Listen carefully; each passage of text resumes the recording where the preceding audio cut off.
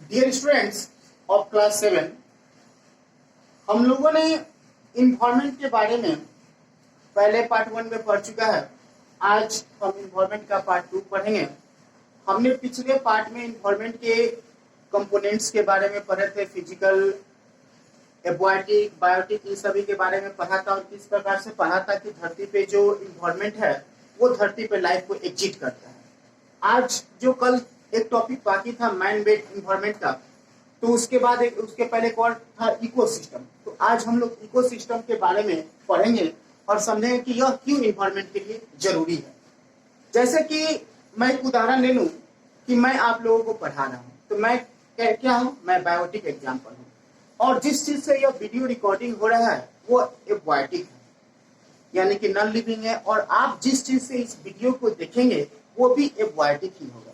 यानी कि जहां पे बायोटिक और एक्वाटिक मिलकर अपनी एक दूसरे की जरूरतों को पूरा करते हैं उसे ही हम इकोसिस्टम कहते हैं। जैसे कि बायोटिक, हम लोगों को रहने के लिए घर की जरूरत पड़ती है, तो हम लोग घर का निर्माण करते हैं और घर क्या है, एक्वाटिक है।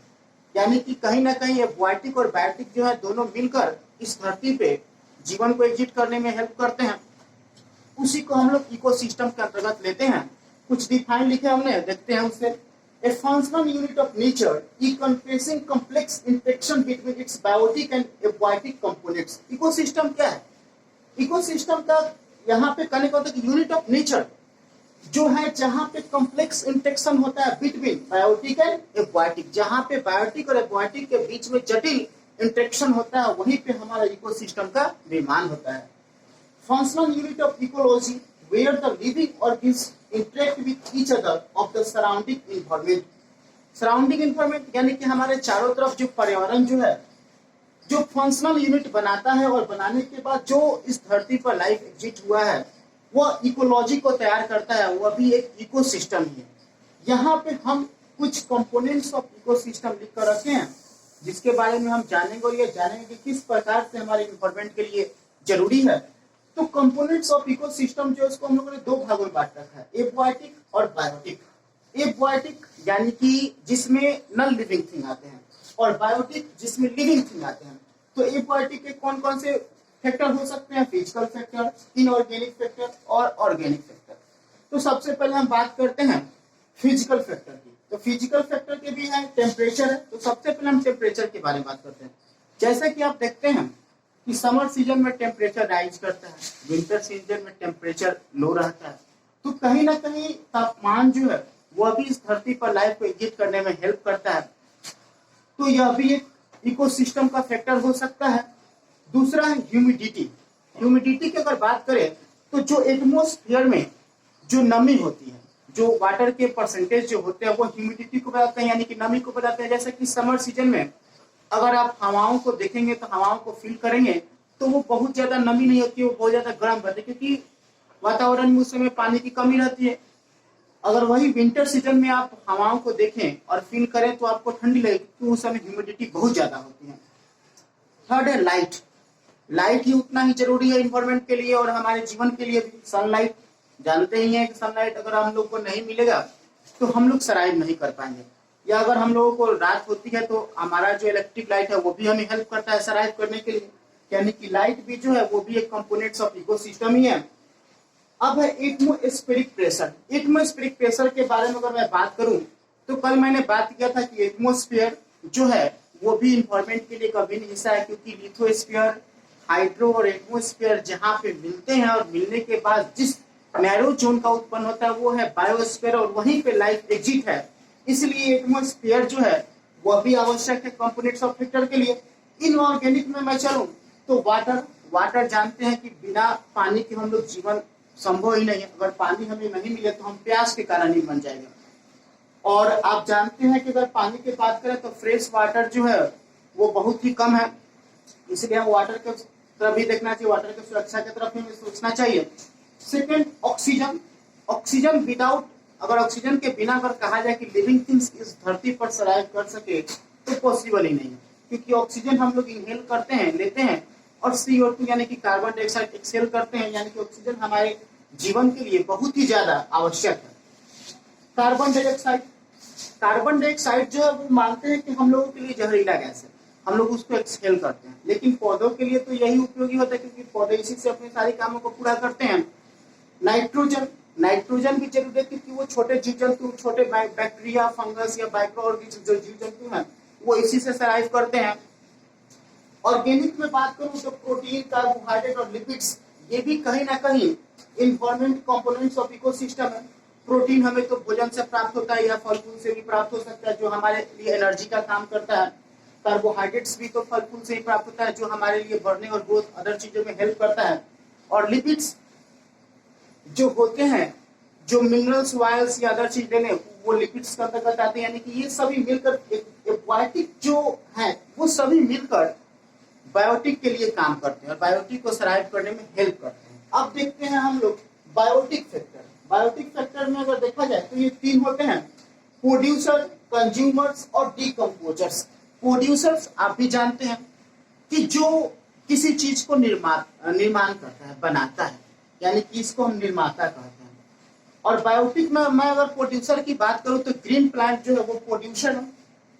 जो हरे पेड़ पौधे जो होते हैं वो खुद से अपना भोजन बनाते हैं, किस प्रक्रिया के द्वारा? फोटोसिंथेटिक के द्वारा वो अपना भोजन तैयार करते हैं, वो कहीं भोजन खरीदने नहीं जाते हैं, यानी कि वो प्रोड्यूसर है, वो फल फूल खुद से उत्पन्न करते हैं।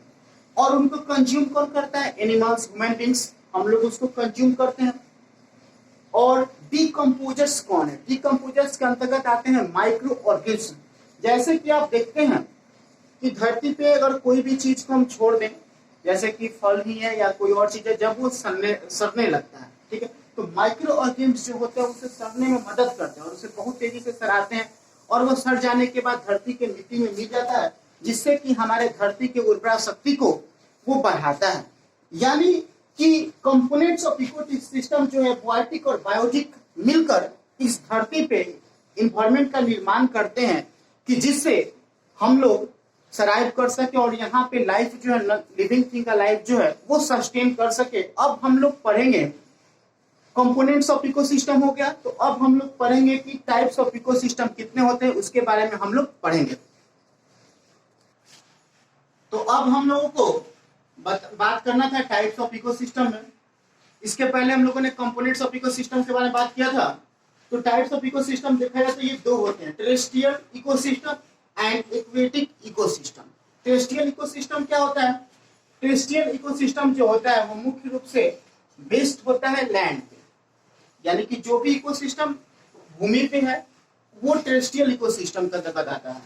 और सेकेंड है एक्वेटिक इकोसिस्टम, ये मुख्य रूप से बेस्ड होता है वाटर पे। वाटर यानी कि ये मुख्य रूप से जल पर रहता है, जल के अंदर जो भी इकोसिस्टम है वो एक्वेटिक इकोसिस्टम के अंतर्गत आता है। अब देखते हैं कि टेरेस्ट्रियल इकोसिस्टम के टाइप्स कितने होते हैं। तो ये चार होते हैं, forest ecosystem, grassland ecosystem, desert ecosystem and mountain ecosystem. Forest ecosystem की बात करें तो आप लोग जंगल जाते होंगे और वहां देखते होंगे कि छोटे पेड़ पौधे जो हैं उन्हें छोटा जीव खाता है, उसे बड़ा जीव उसे खाता है, फिर उससे बड़ा जीव उसे खाता है, यानी कि एक उस प्रकार से वहां पे लाइफ साइकिल चलता है। यानी कि फॉरेस्ट में भी एक लाइफ साइकिल चल रहा है जो एक्वाटिक और बायोटिक को मिलाकर चल रहा है, यानी कि फॉरेस्ट भी एक इकोसिस्टम हो सकता है। अगर ग्रासलैंड इकोसिस्टम की बात करें तो ग्रासलैंड के में जो भी जीव जंतु जो होते हैं जो घासों को खाते हैं वो भी वहां पे भी एक्वाटिक और बायोटिक को मिलाकर इकोसिस्टम बन रहा है। तीसरा है डिजर्ट इकोसिस्टम। डिजर्ट इकोसिस्टम में चूंकि वहां पे एक्वाटिक और बायोटिक कंपोनेंट्स के जो सर्वाइवल है वो बहुत ही ज्यादा कठिन है, वहां पे सस्टेन कर पाना आसान नहीं होता है, लेकिन तभी ये इकोसिस्टम है क्योंकि डिजर्ट में भी आजकल अगर देखा जाए तो पॉपुलेशन कम होता है, लेकिन वहां भी लोग सर्वाइव करते हैं और वहां पे भी कुछ जीव जंतु रहते हैं, इसलिए अभी इकोसिस्टम के अंतर्गत आता है माउंटेन इकोसिस्टम। माउंटेन इकोसिस्टम के बारे में अगर मैं बात करूं तो आप जानते हैं कि माउंटेन इकोसिस्टम यानी कि जो धरातल से जिसका ऊंचा होता है, तो माउंटेन इकोसिस्टम पर सर्वाइव करना भी ज्यादा कठिन है क्योंकि वहां पे पूरे साल जो टेम्परेचर रहता है वो बहुत ज्यादा ठंडा रहता है। लेकिन यहाँ पे भी बायोटिक और एक्वाटिक कंपोनेंट्स मिलकर जीवन को सस्टेन कर रहे हैं, लाइफ को सस्टेन कर रहे हैं, इसलिए माउंटेन इकोसिस्टम है। अब हमारे पास है एक्वेटिक इकोसिस्टम। एक्वेटिक इकोसिस्टम को दो भागों में बांटा गया, fresh water ecosystem and marine ecosystem. Fresh water ecosystem क्या है? वैसे वाटर के सोर्स जहां से हमें फ्रेश वाटर मिलता है, जैसे कि लैंड, पॉन्ड, रिवर, ये सभी फ्रेश वाटर के यहाँ पे भी लाइफ एग्जिस्ट होता है, यहाँ पे भी बायोटिक और एक्वाटिक कंपोनेंट्स मिलकर एक सर्कल को बनाते हैं जो लाइफ सर्कल की तरह होता है, यानी कि फ्रेश वाटर भी एक इकोसिस्टम के अंतर्गत आता है। मरीन इकोसिस्टम की बात करें तो मरीन जो है, मरीन वर्ड को जब यूज करते हैं तो ये पूर्ण रूप से सॉल्टी वाटर को यह रिप्रेजेंट करता है, पूर्ण रूप से ये सॉल्टी यानी कि नमकीन पानी को ये रिप्रेजेंट करता है। और इसमें ओशियन, सी आएंगे, यहाँ पे भी इकोसिस्टम चलता है। तो अगर टाइप्स ऑफ इकोसिस्टम में देखा जाए तो ये दोनों जगह टेरेस्ट्रियल और एक्वेटिक इकोसिस्टम जो है यहाँ पे भी लाइफ सस्टेन करता है। हम लोगों ने अभी तक जो नेचुरल एनवायरनमेंट जो था उसके बारे में पूरा पढ़ लिया। अब हमारा सेकंड बाकी था मैन मेड एनवायरनमेंट, अब उसको हम लोग पढ़ेंगे। मैन मेड एनवायरनमेंट जैसे हम लोग पढ़ेंगे यानी कि मानव द्वारा निर्मित पर्यावरण। हम सभी जानते हैं कि मानव जो भी वस्तु का निर्माण करते हैं वो नॉन लिविंग थिंग होते हैं, लिविंग थिंग तो हम बना नहीं सकते, यानी कि जो भी हम नॉन लिविंग थिंग देखते हैं वो सभी मानव के द्वारा, ये जो हम लोग खुद मैन मेड होते हैं। Humans have learned to exploit the environment according to their requirement. मानव अपनी जरूरतों के लिए हमेशा से पर्यावरण का शोषण करते रहा। आप इस बात को मानते ही होंगे, जानते होंगे। जैसे अगर मैं एक एग्जांपल दूं कि मुझे एक घर का निर्माण करना, हाउस बनाना हो, तो सबसे पहले मेरा ध्यान जाएगा इस तरफ की लैंड कहाँ पे हम लोग को मिला, भूमि कहाँ पे। अगर मुझे एक लैंड का टुकड़ा मिलता है तो मैं उस पर कंस्ट्रक्शन चालू करूंगा और बिल्डिंग बना दूंगा। जब मैं वहां पे कंस्ट्रक्शन बना दूंगा तो सिर्फ और सिर्फ वहां पे क्या होगा, जो मैन मेड इन्वायरमेंट आ जाएगा और सिर्फ लिविंग थिंग्स रहेंगे। लेकिन जो पहले से अगर वो खाली जमीन था तो जो वहां पे इकोसिस्टम चल रहा था, जो ग्रासलैंड होता या ट्री होते, वो सब तो मैं काट दूंगा। यानी कि कहीं ना कहीं मानव जो है वो अपनी जरूरतों को पूरा करने के लिए शुरू से ही पर्यावरण का शोषण करते आ रहा है। द ह्यूमन इफेक्ट्स और the factors contributed to the loss of environment, जितने भी मानव के एफर्ट है वो कहीं ना कहीं पर्यावरण को क्षति ही पहुंचाते हैं। जैसे कि हम और आप लोग बाइक यूज करते हैं, मोटरसाइकिल यूज करते हैं या कार यूज करते हैं, तो जो उसे जो धुआं निकलता है वो कहीं ना कहीं हमारे पर्यावरण को दूषित करता है। या जो हम लोग इंडस्ट्रीज बनाते हैं, कल कारखाने बनाते हैं, जो हमारी नीड्स को पूरा करते हैं, जो हमारे लग्जरियस लाइफ को सर्वाइव करने में हेल्प करते हैं, लेकिन जो उनसे पॉल्यूटेड जो स्मोक निकलता है वो हमारे पर्यावरण को दूषित करता है। यहाँ पे कुछ फैक्टर लिख लिए हैं मैंने। जैसे कि सबसे पहला फैक्टर है पॉल्यूशन, यानी कि प्रदूषण। अगर आप किसी भी चीज का फैक्ट्री बैठाते हैं तो उससे स्मोक निकलता है, तो उससे हमारा वातावरण दूषित होता है। किसी भी प्रकार के वहां से वेस्ट मटेरियल निकलेंगे तो हम उसको धरती पर फेंकेंगे तो धरती को दूषित करेगा।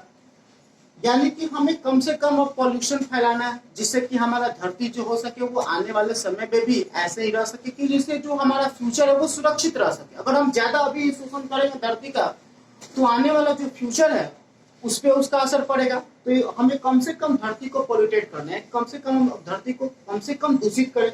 सेकेंड है डिस्पोजल ऑफ वेस्टर्स। हमारे घर से रोजाना वेस्टेज निकलता है, जैसे कि पॉलिथीन बैग हो गया या दूसरे चीज हो गया।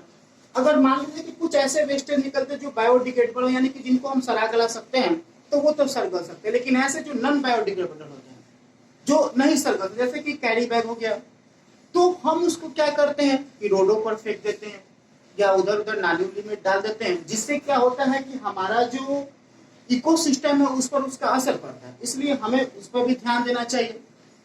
डिफॉरेस्टेशन, डिफॉरेस्टेशन का मतलब जानते ही हैं आप कि पेड़ों की कटाई।